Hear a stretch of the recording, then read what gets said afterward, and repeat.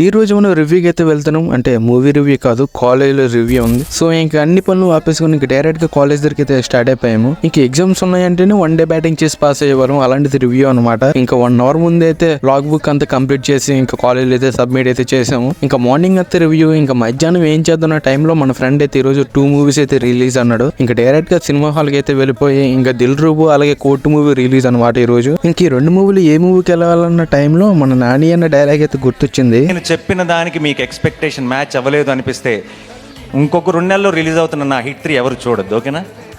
ఇంకా టికెట్స్ అయితే తీసుకుని ఇంకా డైరెక్ట్ గా హాల్లోకి వెళ్దామన్న టైంలో మన ఫ్రెండ్ అది ఇంటర్వెల్ టైంలో ఏం చేద్దాం అన్నాడు. ఇంకా డైరెక్ట్ గా పక్కనే ఉన్న పాన్ షాప్ దగ్గరికి అయితే వచ్చేసి మనకి ఇంకా లేస్ ప్యాకెట్స్ అయితే తీసుకుని అందులో ఉన్న గాలి మొత్తం తీసేసి ఇంకా డైరెక్ట్ గా బ్యాగులు అయితే కుక్కేసాం అనమాట. ఇంకా అనుమానం రాకుండా ఇంకా దాని మీద ప్లాంక్ పెట్టి అలాగే బుక్స్ కూడా పెట్టి మేనేజ్ అయితే చేసాము. ఇంక ఇవన్నీ చేసిన తర్వాత సక్సెస్ఫుల్లీ డైరెక్ట్ గా సినిమా హాల్లోకి అయితే ఎంటర్ అయిపోయాం అనమాట.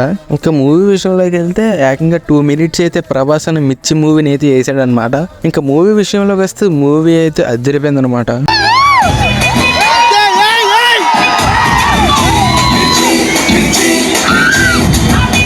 ఇంకా శివాజీ గారు అయితే యాక్టింగ్ అయితే చించేశారు. ఇంకా అలా ఫస్ట్ హాఫ్ అయితే అయిందనమాట.